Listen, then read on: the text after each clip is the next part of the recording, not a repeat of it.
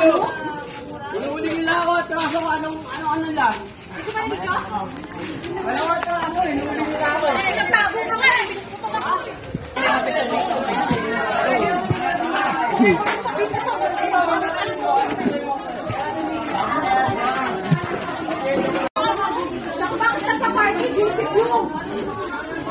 Iba, bawal ng party pero pag sila pwede. Wala kang sensor na sila. May minsan na diba? Pwede naman siguro yung dagdag sa file ka. Hindi, dagdag na naman ako.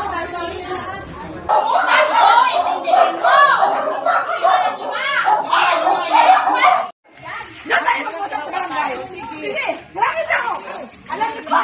Kaya ako na.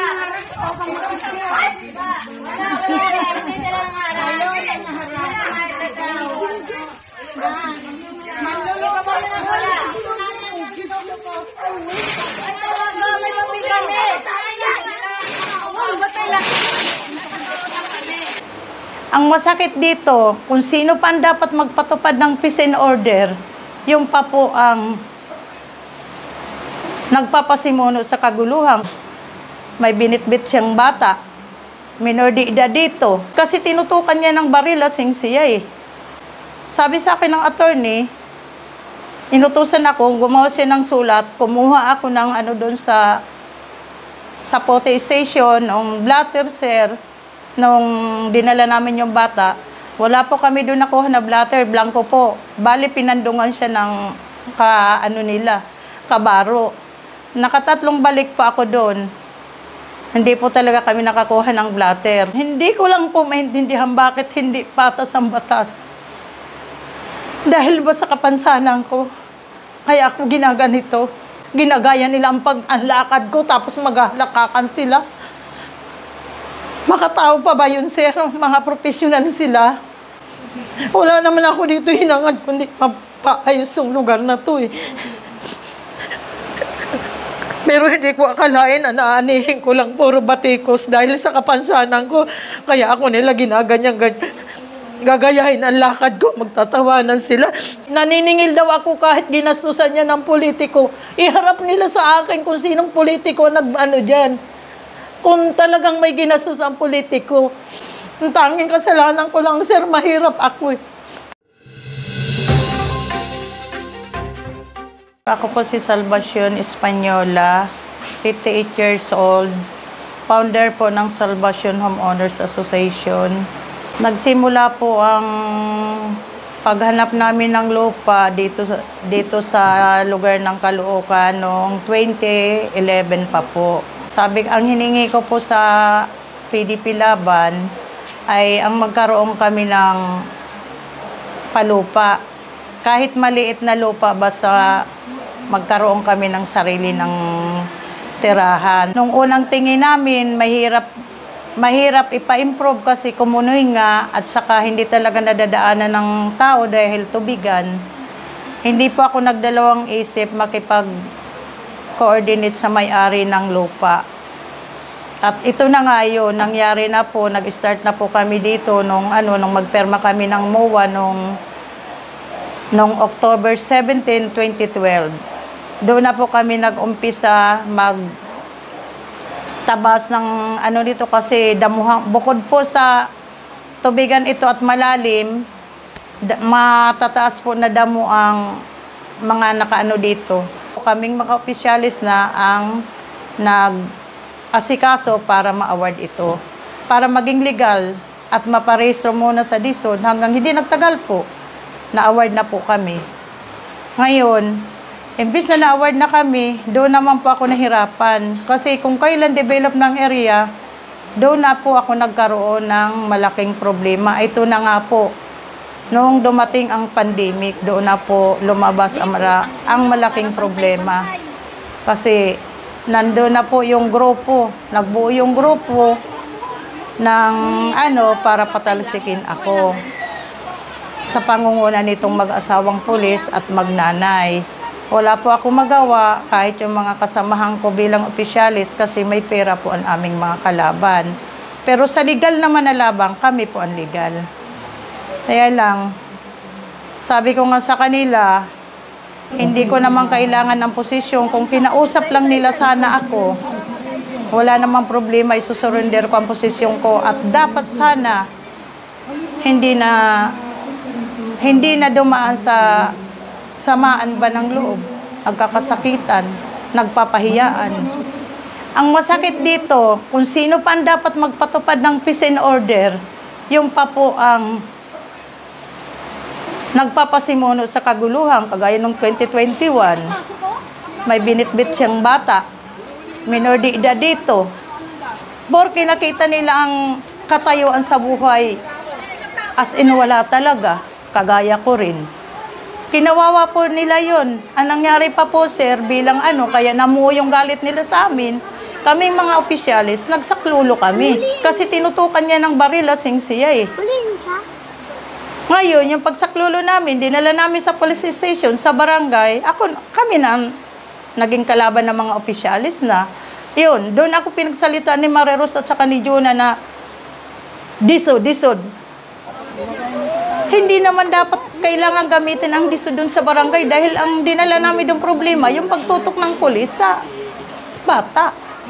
Ngayon, hanggang sa, ayun na nga, dumating na sa punto na nagdemandahan na.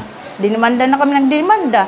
Ngayon, sabi sa akin ng attorney, inutusan ako, gumawa siya ng sulat, kumuha ako ng doon sa Pote Station, ng blatter, sir, nung dinala namin yung bata.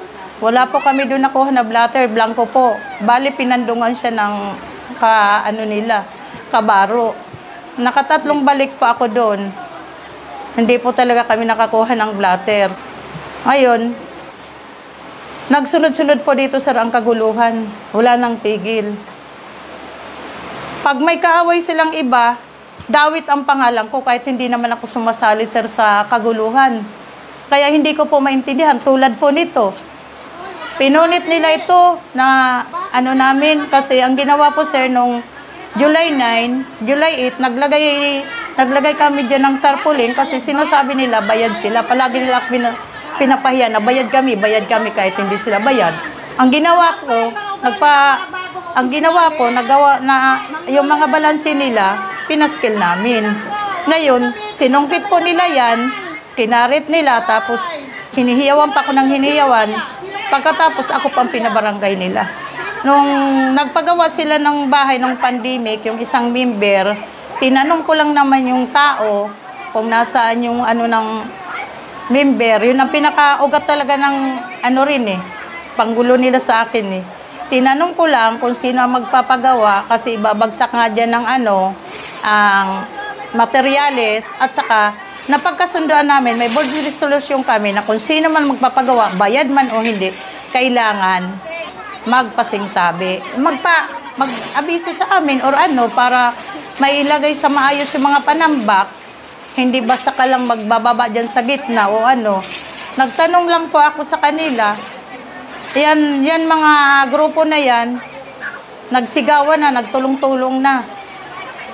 May video po kami niyan. Andyan na yun, dinuduro-duro ako. Wala naman masama doon sa hanggang sa tumawag sila ng pulis. Tapos yung pulis naman, nag-cover doon sa likuran ng sasakyan, kausap yung asawa ng pulis. Wala na akong karapatan dito, tatanggalin na nila ang pangalan ng salvation. Wala naman po problema sa akin, sir. Babantaan ako. Ano man po ang kakayahan ko?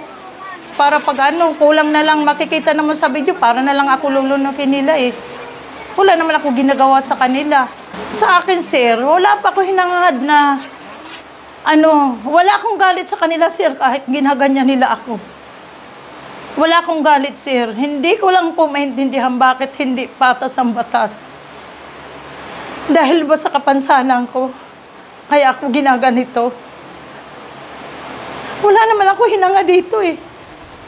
Halos linuluno ko yung sinasabi nila, ninanakaw ko ang ginagaya nila ang lakad ko, tapos maghalakan sila. Makatao pa ba yun, sir? Mga profesional sila. Ipapabarangay ako ng ipapabarangay paulit-ulit, sir. Wala naman akong ginawa, lalo na tong mag-ina na to. Pinabarangay nila ako noong 2020 kahit bayad ako sa 5-6 na kinuha ko na 21,000. Tapos, pinabarangay nila ako, pinalabas nila na 3 years ko inutang yung pera, hindi ako nagbayad, hindi ko na sila binalikan. Kinakomplain nila 93,000, kakautsaban nila ang barangay. Hindi ako pinagsalita doon, sir, sa barangay. Nang unang pagharap namin at saka pangalawa. Kaya ang ginawa ko nga po, sinumbong ko yun sa kapitan namin, pinatawag yung 2 lupo na kakutsaban nila. Ang hangad ko sana, na sana yung mga kagaya po ng barangay, yung hearing, ay yung minutes namin, sir, nung binabarangay nila ako para makapag-counter din ako kasi dinimanda nila ako ng dinimanda eh. Para sana makakuha ako ng minutes. Nag-request po ako nung April 24. Hanggang ngayon po, puro pangako ng head ng lupon. Samantala, nung nagbigay pa ako ng request letter, nag-aksyon naman kaagad yung kapitan namin. Inutos naman kaagad na dalhin ko doon sa baba. Pero hanggang po sa ngayon, sir, hindi ko pa nakukuha po yung ano na yun, yung request letter para sana makapag-file din ako kasi halos ako na lang palagi ang nadidiin sa kaso na wala naman ako ginawa. Ang tanging kasalanan ko lang, sir, mahirap ako eh. Kaya lang masakit, sir, yung palagi ka pararatangan ng kung ano. Sana tingnan muna nila ditong ano kung talagang nakakuha ko dito ng pay. Masakit sa akin, sir, yung pagtutulungan ka ng grupo na bawat mahikayat nila susunod sa kanila. At ang higit na masakit sa akin nung pagbaba dito ng DSUD na hindi man lang nila ako kinausap o halimbawa yung ibang tao dito, sana man lang yung pagbaba dito nila Emily Pizarro, naging both side dapat ang trato nila, hindi yung one-sided para hindi nagkakaroon ng tension. Tapos ako pa inano nila, ako pang diniin nila na nanggugulo daw ako, sir. Wala naman ako kakayahan manggulo eh. Ako po, sir, wala naman ako hangad na dun sa posisyon na yan. Nagawa ko na lahat dito eh. Nagkabaon-baon ako, sir, sa kakahabol ko ng kaso, kapaayos ko nitong salbasyon na to. Tapos ang ano pa sa akin, maling pamamalakad.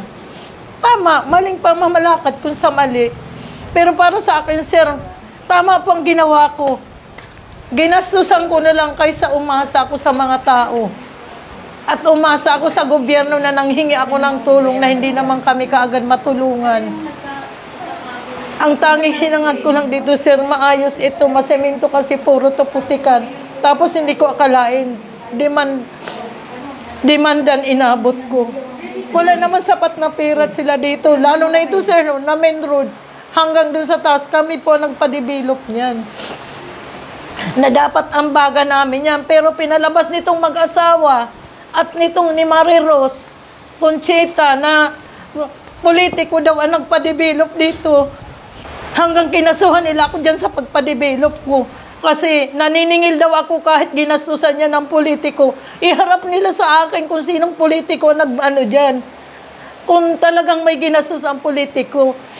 May nagbigay po sa akin kasi talaga na politiko na tatakbo ng konsihal ng Caloocan.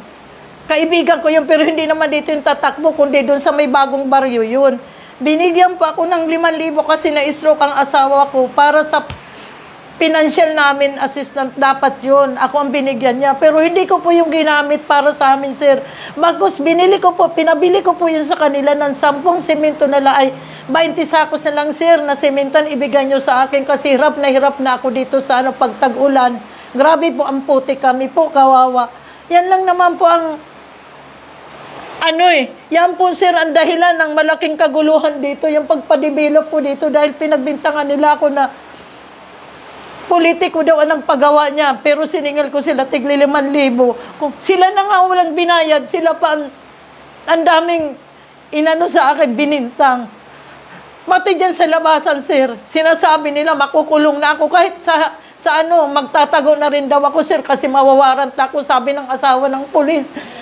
Nung August 4, halos puro pagtis ang ginawa ko sa kanila kahit anong pagpapahiya nila sa akin. Pinipilit ko po bumangon, sir, pero hindi ko na po makayanan. Wala naman ako dito hinangad, kundi paayos tong lugar na to eh. Pero hindi ko akalain na naanihin ko lang puro batikos dahil sa kapansanan ko. Kaya ako nila ginaganyan, gagayahin ang lakad ko, magtatawanan sila. Hindi mo lang nila tiningnan yung kapaligiran nila kung kaya-kaya rin. Pero binaliwala ko yun, sir. Hanggang sa ngayon, gumagawa pa ko ng paraan kung paano ko sila malabanan. Pasalamat na lang ako sa attorney ng may-ari ng lupa nito dahil tinulungan nila ako para malabanan ko sila. Dahil wala naman pa ako kakayahan, sir, na wala naman po kami kakayahang panggastos. Kahit nga pang-pel, nahihirapan kami. Pang-pasirogs ng mga namin, nahihirapan po ako, sir. Lalo na ako bilang namumuno. Dahil wala talaga ako pagkukuhaan. Wala naman ako asawa na namatay. Nagkasakit din, sir, dahil sa kanila. Sana po, Mayor, along malapitan. Matulungan mo man po ako dahil grabe na po ang hirap ko. Lalo na dyan sa ating police station.